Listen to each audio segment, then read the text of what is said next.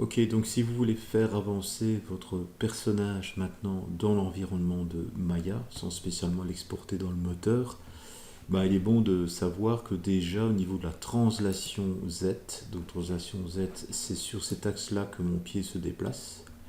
Il faut évidemment reporter donc cette distance par rapport ici au main du personnage, parce que pour l'instant, si je vous montre l'animation, le personnage il fait du surplace.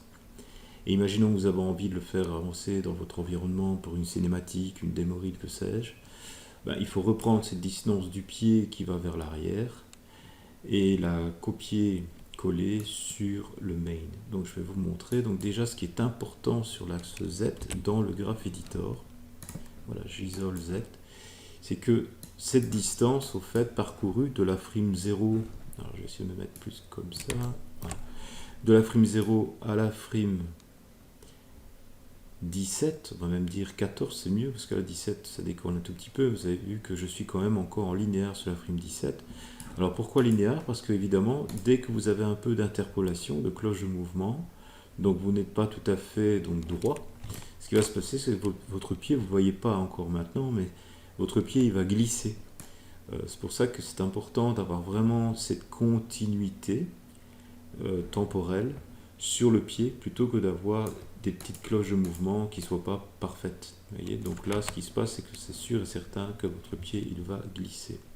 Donc il faut avoir ça d'un côté du pied, et pourquoi pas, hein, vous pouvez pourquoi pas faire ceci, hein, donc vous copiez ceci, donc vous sélectionnez la distance du pied sur Z, et uniquement sur Z, c'est important, hein, donc vous allez dans copie, puis vous allez de l'autre côté, et sur la frame 14, voilà, à partir de cette keyframe là, je viens chercher paste. Et là, vous allez avoir exactement la même valeur de Z de part et d'autre sur le pied, pour ne pas avoir justement de pied qui glisse.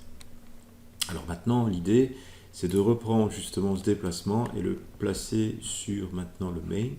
Donc ici, je vais reprendre cette distance-là. Donc par exemple, je vais faire ça. Voilà. Alors je vais check quand même. Donc je sélectionne la frame 0 et la frame 14. Je viens sur Edit Copy, ici. Voilà, c'est copié. Puis ensuite, je vais aller sur le main. Et sur Z, maintenant, donc je vais enlever cette keyframe ici, j'en ai pas besoin. Hein. Donc sur la frame 0, donc je n'ai qu'une keyframe là. Donc je sélectionne la keyframe, c'est important avant. Et ensuite, je viens chercher Paste. Touche F pour revenir dans une position vue globale. Alors qu'est-ce qui se passe pour l'instant? Bah oui, il m'a copié la distance du pied, mais pour l'instant, comme c'est copié, on va avoir le main qui va se déplacer en même temps que le pied. Donc mon main, il va reculer au fait. C'est logique. Hein. Donc maintenant, ce qu'il faut faire, c'est retourner donc cette curve, enfin cette position linéaire, pour que le main avance et compense la distance du pied qui recule. Donc pour ce faire, encore une fois, je vais sélectionner non pas le keyframe comme tout à l'heure, mais la tangente. Donc je sélectionne la tangente.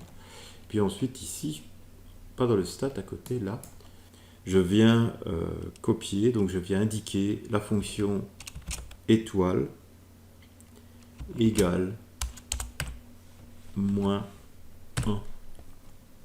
Donc je répète, étoile égale moins 1. Donc c'est une petite fonction qui va retourner la tangente. J'appuie sur Enter.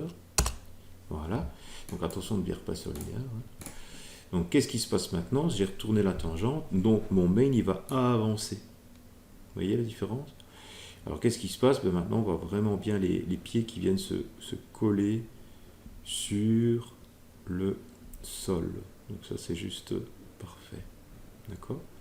Alors évidemment le deuxième pied ne fonctionne pas parce que ben, vous avez remarqué que mon main s'arrête ici. Vous voyez? Alors pourquoi il s'arrête? Je vais vous montrer. Parce que ben, il est constant de part et d'autre. Donc avant et après. Donc pour ce faire, je vais chercher le pot and press infinity. Je vais sélectionner ma tangente maintenant, toujours du main. Et là dans curve, je vais aller chercher avant. Donc je vais être additif.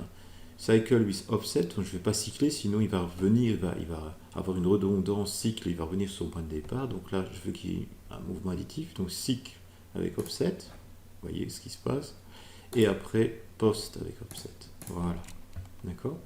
Donc ici, ce qui se passe maintenant, quand mon pied se pose, ben, mon main continue à avancer. D'accord? Voilà. Donc, ce qu'il faut retenir, c'est que le déplacement Z doit être vraiment bien linéaire, sinon les pieds vont glisser.